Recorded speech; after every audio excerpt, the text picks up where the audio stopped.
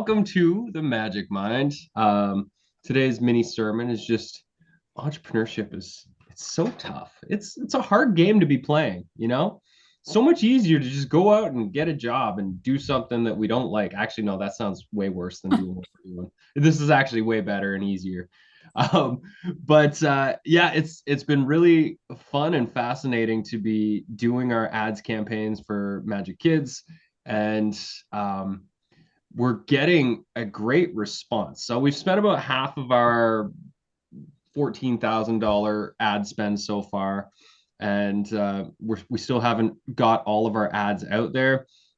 We would be further along if we didn't have to pivot because Meta kicking us off, but we're doing pretty good with our views. One of the really neat things with our stats is like a bunch of our videos that have 15 20,000 views like here, the watch time percentage is up over 90%, meaning like out of those 20,000 people, the majority are watching at least 90% of the videos. This little one right here, Play University, has been our top performer so far, which is so fun because that one, my son Soren, he absolutely crushed it. That was the best one yet. And we stopped paying for ads money with that one about a week ago, and it's had over 50,000 organic plays since we did that, and we've had a couple hundred subscribers as a result of this one video, which you can see in the back office of it. So that's been really fun. We've been getting lots of clicks. We're paying less than $1 per click through to our app page. Unfortunately, because we didn't have what's called an SDK on time for doing these, we can't directly send traffic, and due to the nature of working with kids content, we can't send them straight to the App Store. So we had to build this landing page, which I think is a nice landing page.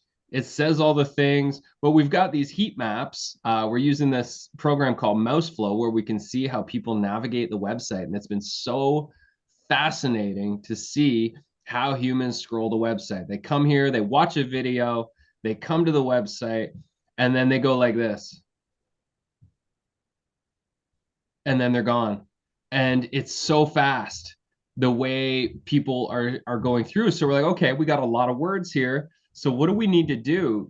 Yesterday we had a big meeting around like, how do we make this a more visual page so that it's more exciting to look at and give people say what we're saying, but do it through visuals. So our designer Sarah right now is doing a whole new design of the page to see if showing a whole bunch of like the story covers and the music covers and all the different things, just like really showing them what it is rather than telling them what it is.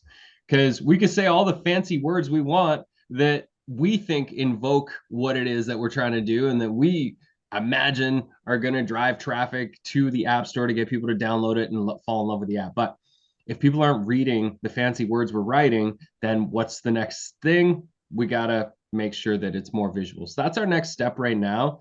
While we're continuing on with the ads and trying to narrow it down to our top ad. And basically what we're going to figure out at the end of this whole month-long experiment with the, or 2-month-long experiment with the ads is like, what is our number one ad? And then that ad will just stay on and we'll just put in money every single day to keep that ad going, to keep driving traffic so that we can keep refining this particular step in the journey. We've refined a bunch of steps that when people go, say, to the App Store and they download the app, we've done a bunch of refining with our onboarding processes. Oh, that doesn't want to connect right now. To be creating all of this energy around the ads and then to just see like it is literally a pipeline that we're sending people through and to be aware of like each step is so crucial. And this goes the same for like anybody. If we've got a funnel that we're doing for a workshop or a webinar, and I've just recently signed up for somebody's email list, and it's just like I'm getting bombarded by all these emails that I have no desire to read.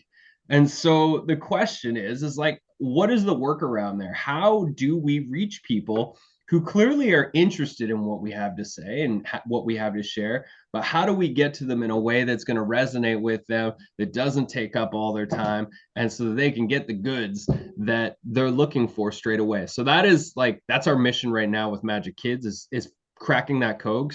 We have an amazing product. The people that are in there are giving us incredible feedback, and we're just now improving each step of the pipeline to take people from watching a comedy video to becoming a subscriber and super fan in the fewest number of steps possible. And there's, this is not going to be something that we solve by the end of the month. This is something that hopefully by the end of the year, we've really dialed this in, and it's a lot smoother than what it is. Because when we launched the app, we thought everything was great. We're like, this is awesome. And then we just kept seeing, when we're looking at all the numbers, we're like, well, this doesn't make sense. It's like, why are so many people downloading the app but not choosing one of our paid plans? We're like, oh, there was like an option to skip plans, so of course everybody's going to skip plans. So we had to redesign that whole onboarding experience, redesign the verification process. Like it's wild stuff, and this is for everybody's business. You're creating a signature workshop. That signature workshop, you have to keep improving every single time you create a product. You have to keep improving it, keep making it better. If you have a newsletter, how do you keep making it better based on the data that we're seeing? The open rates, the click-through rates. Are people actually responding to what it is that we're sharing? If we can listen and tune in, we can just keep making little micro tweaks that eventually make it better and better and easier for people to enroll themselves into our ecosystem. So that's my head banging journey these days. But we're getting places, and we're seeing results. And I've done a lot of launches. We've invested a ton of money into this company, and I don't feel stressed about it. I feel like this is just, I know where we're going. I know that we're going to succeed. There's amazing partnerships unfolding right now, and I feel like how we'll find our success is more through these like business to business relationships, where we have one partner that gets us in front of 100,000 customers. And that feels more true than the business to customer approach of just trying to get 100,000 individuals to come join the app. It feels a lot easier to just leverage relationships, which is my jam. And I'm excited to see where that goes by the end of the year. Our number one objective right now is to find 10 of these strategic partnerships. Right now we have 2 in the queue that are hopefully going to sign in the next 21 to 30 days. And if we get 10 of those, then Majik Kids will be very profitable, and we'll be winning the game and can do a lot of creative stuff with all of our pool of artists, because we have a couple hundred artists in our pool. So that's the game that we're playing right now. It's annoying, and at the same time, it's kind of fun. It does feel like a game. Hello, class! Welcome to Play University! Today we're gonna unlock the power of play! I'd rather unlock the power of a good nap. First, we're gonna pretend we're in a castle surrounded by dragons! I see we need an easier game. We're now gonna play a game called This Is Not a Banana! Watch and learn. Love raise! Zing, zing, zing! Your turn, Mom! This is a banana. Dad? It's a boomerang! Oh. That was kind of fun. This is a challenging case. We're gonna have to bring out the big guns. Majik Kids, audio stories, music, and imagination meditations. And fun